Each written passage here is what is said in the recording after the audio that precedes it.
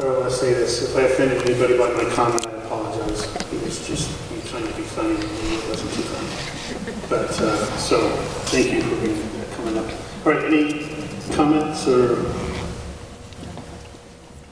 That's okay if we don't.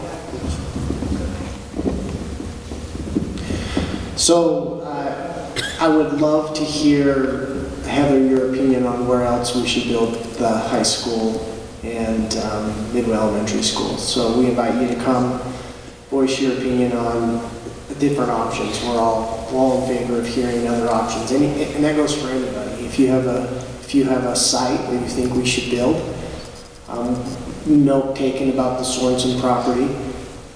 We're open to that. So suggestions. Real quickly about the Midway property. So 2 years ago, when I was freshly minted on the school board, we were doing some boundary changes. And there was a proposal, similar to a proposal that you see tonight, to move the neighborhood of Dutch Fields to attend Heber Valley. And that proposal was because there was not enough room in Midway Elementary School. And so there were multiple members of that neighborhood in Midway that wanted to sit down with me. So I visited with them in their homes and took phone calls. And the conclusion of that was we were going to keep Midway together. However, we needed a long-term solution. And at that point, there was not a long-term solution. And the voices from Midway continues to be they want to keep their neighborhoods in one elementary school. So you fast forward to multiple conversations over the past couple of years, we've been looking for sites for Midway Elementary School. And like one of the board members said, the sites are not for sale, so we have to proactively go and look for sites. And Midway is currently on less than 10 acres right now, that current building. And the buildings that we have built in Old Mill and also Daniel Canyon are over 10 acres, approximately 13 to 15 acres. And so we're looking for that acreage for an elementary school. So if you know of property in neighborhoods, because elementary schools are historically smaller, and we want to build multiple elementary schools to meet the neighborhood's needs. We really get nervous when they get 7, 8, 9,000 students, hundreds.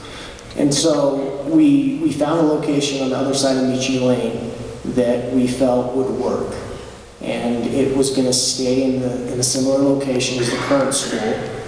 And by doing that, we had to use that current school property in the negotiations. And so it's under due diligence, but there's a land swap that will occur with the potential buyer of our school and the potential seller of the new property, to where we will be able to stay in that school for $1 every year that we're in it until the school's built, and then in return we turn the land of the current Midway Elementary School over to the new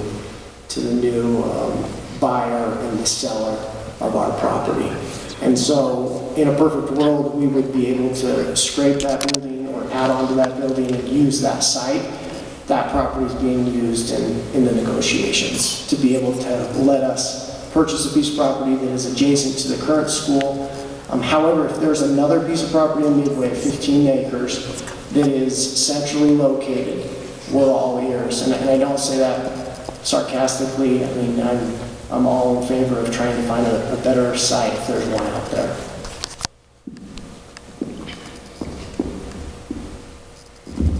One of the questions was asked if we have an oversight committee to help us and what kind of experts that we have. And I want to tell you, yes, we do have experts, and we have a lot of them here today, and I hope this isn't inappropriate. But if you're one of our experts that help guide me in my job or in the board's job, and you're here tonight as one of our experts, will you please stand up so that everybody can see how many experts? All you people on the first 2 rows, please stand up. And Randy Larson left. Francis, stand up. Or is it? There's Randy. So we have people like this who are consultants, who work for us, who consult with us, who give us advice, who sell bonds for us, who are professional contractors, because you're right, we're educators. And we know education. My background, I have some construction, some other things, but I rely on people like this to get their opinion. So we do have oversight committees and say, tell us how this is going to work, or is this possible? Can we bid this way? Can we bid that way? So those are the experts that help the school board and the district staff make decisions.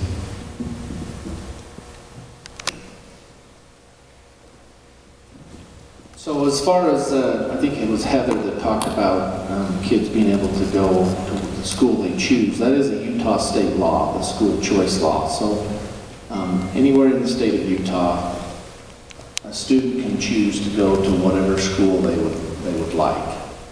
There's not a lot of students that choice outside of the valley. In our school district, most of them stay in district. There are a few that made choice to Park City or to South Summit. Within district, with our 5 elementary schools, we have as many as 100 kids in each school that choice to a different school other than their home boundary school. So that is in play, and currently it tends to even itself out. If there's 100 students leaving Old Mill Elementary to attend somewhere else, there's 100 students coming in as well. The only time that changes is when a school becomes overcrowded. And so our practice in Wasatch County School District is when a school becomes overcrowded, there is a law that allows us to close that school. So recently, Old Mill and Midway were both closed. Now, we didn't kick anyone out. We grandfather whoever is already there through the system, through their elementary years, but we close it to new applications just purely because of space. And those 2 schools are full and have been closed, so they're not available for any new choice applications. As far as building a new high school, the actual construction on this high school took 26 months. We know, one thing that we know about construction that our advisors are telling us is with the current market, if we allow a construction company a little longer than that, we will get more favorable pricing. And we do talk with experts. We talk with neighboring districts. We talk with districts that have just completed high schools.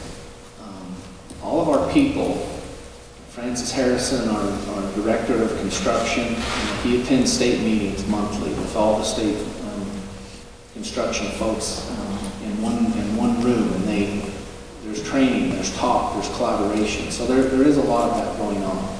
I can't remember all of Heather's questions. If I didn't cover some, send me an email and I'll answer them for you. Paul, the timeline or the next steps for public comment between now and the election? So as far as the, after this meeting, it is our intention to conduct some surveys. And if you have been to a recent board meeting, in an open board meeting, a company called Y2 Analytics, who has a representative here tonight that have helped Alpine and several other large districts as they move forward with building, have a lot of great experience. They have been hired by the district or retained to help us with some surveys. This would be similar to maybe Dan Jones surveys that we've done in the past. And so, since the release of the videos, since the social media release, our videos, by the way, have been viewed over 20,000 times.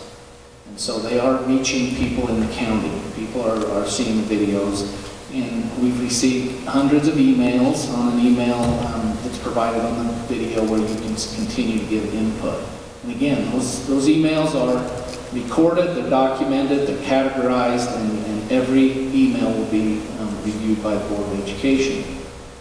So moving forward, Y2 Analytics will help us do some local surveying and see where things are at. If they come back and they're very scientific, they're experts at what they do. If they come back to us and say, you know, you're only polling at about 40% in the community that would like to see this second high school and Midway Elementary, then there will be some alternate plans made. If they come back to us and say, you're polling well over 50%, you're at 60 to 70% of folks that know this is needed and like to see you move forward, then we will move forward. And that will take place fairly soon. Having this public meeting be kind of the final piece of the rollout of the announcing of what our consideration, what our proposal currently is of moving forward. Now, every time we build a school in my history in Wasatch District, which is forever ago, we put together a citizens committee, a very large citizens committee that will have people from every area of the county.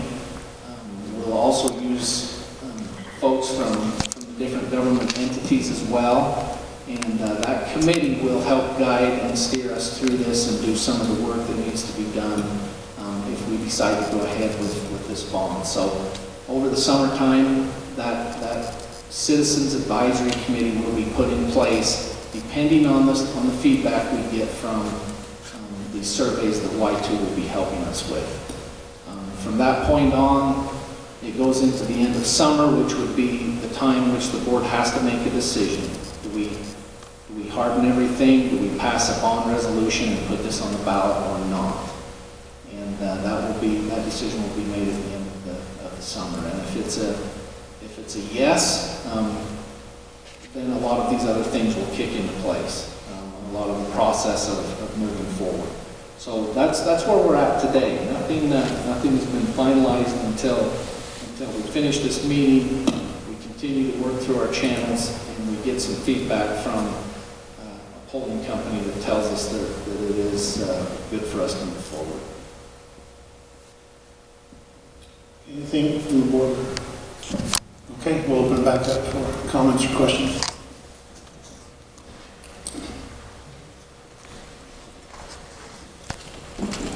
While they're coming up, I just will clarify, although the 26 months to build, by the time we add all the time it takes for procurement, bringing on the different companies that are needed to help us construct a school, realistically, counting the kind of the year to lead up to groundbreaking and then the finishing of the school, we're looking at 3+ years, 3 years to 3+, and realistically, if you look at this fall as a starting point, those kids starting as freshmen, if this proposal does move forward, they would be the last senior class that would graduate from Wasatch High before the buildings would be split. So it does take a lot of time to work through this process for the upcoming freshmen.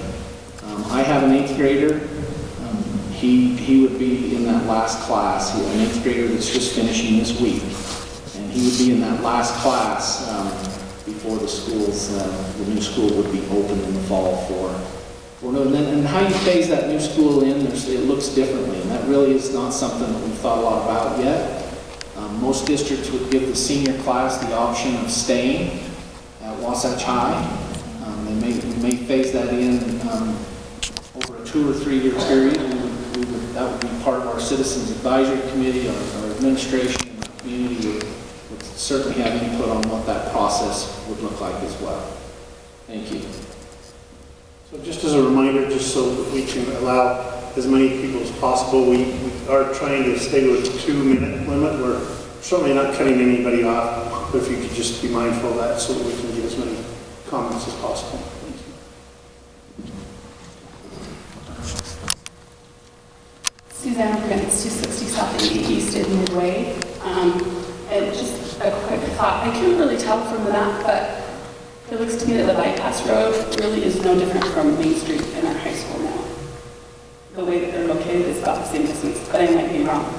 This isn't my comfort zone, and under full disclosure, I work for the district. I'm a teacher at Rocky Mountain Middle School. I teach English, and it is my love.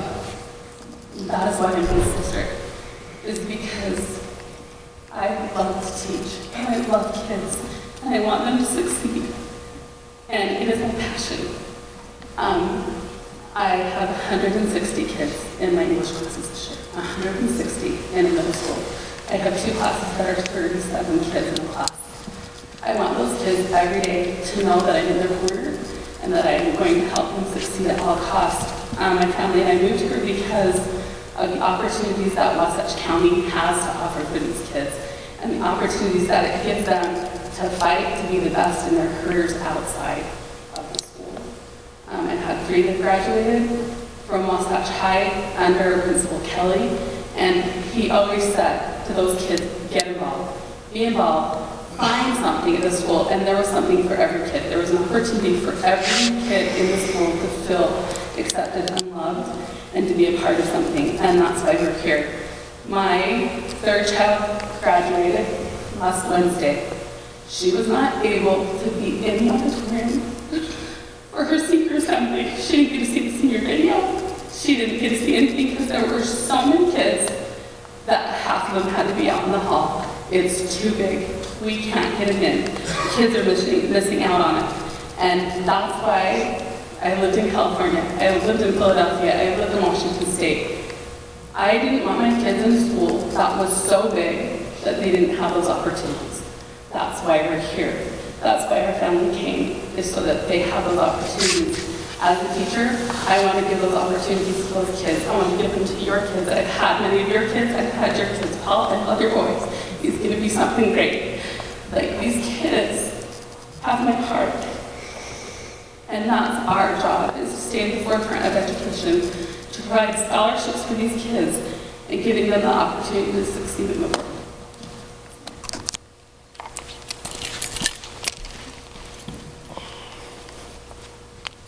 Hello, I'm Emily Sigurd, and I'm not going to give you my address because that is my parents. I am a student here at Wasatch High School, and I feel like I need to give my voice because you guys never ask, and I feel like you've never asked for our decision in these matters.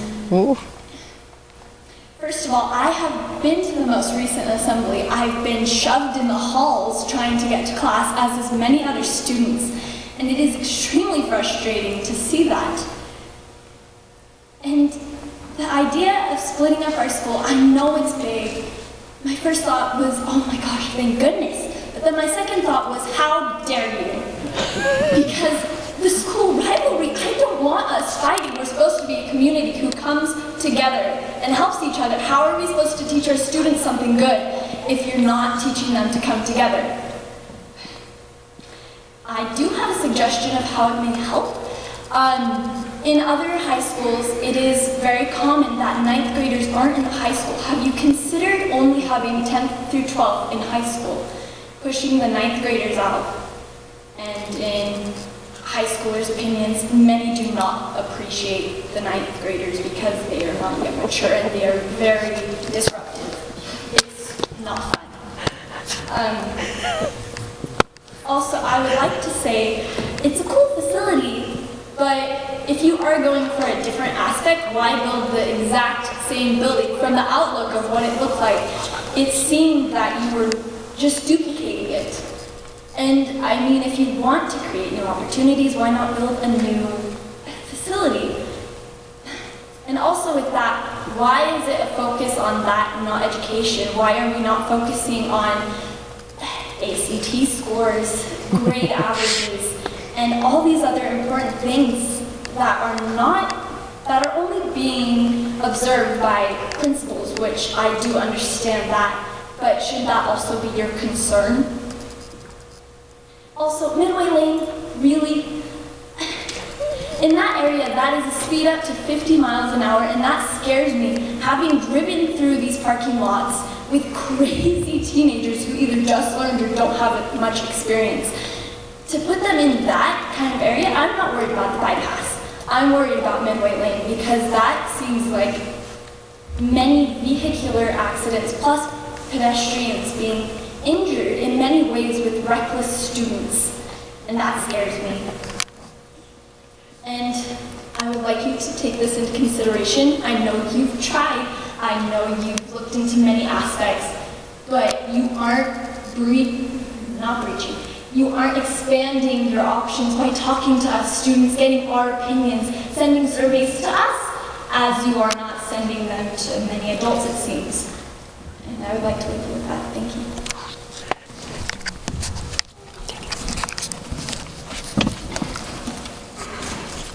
Tracy Taylor. I am so proud of her for getting up here.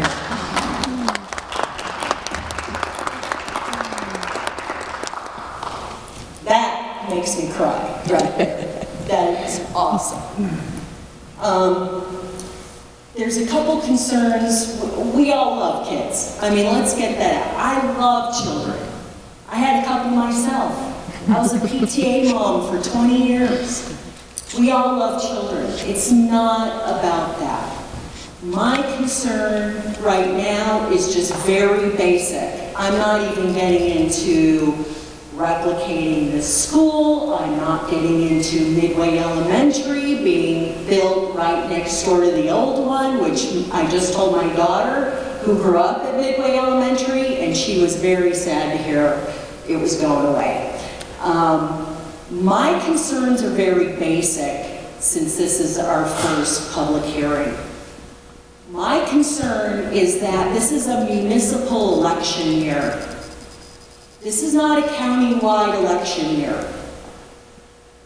That should be a concern to you. We have a new county clerk that just was appointed like a month ago. Okay? This would be very trying of an election for him to do a county-wide election in a municipal year. It also will cost the taxpayers more money to do a county-wide election in a municipal year. Plus, next year, 2020, is a general election. That would be the time to put it on the ballot, so the public has time to vet. And just so you know, I'm glad you have a public hearing now, but other school districts in the state are actually having public hearings long before a proposal is announced. Park City just went through this for 2 years because their last bond was voted down. They had A, B, C, and D options for the public to choose from based on cost. What can we afford? They have no capital debt in Park City School District right now. We've got at least $132 million right now in capital debt with about 34,000 people in our community. That's something you need to have in the back of your mind. So those things about the election this year are very concerning to me, that this is not the year to be doing a county-wide election. And then we can all vet this proposal, the bypass road that we've been talking about for 20 years. This is a huge deal for our community. And the last thing I will say is, I know that the school board has been invited numerous times to the interlocal meetings that happen quarterly in the valley. Every once in a while a board person shows up. But I would strongly urge one of you school board members or more to come every quarter to the interlocal government meeting with Midway, Heber, Wasatch County, the fire district shows up. I mean, Daniel, Charleston, everybody shows up except you. And I think it's time as a community that we're all communicating better in the future. Thank you.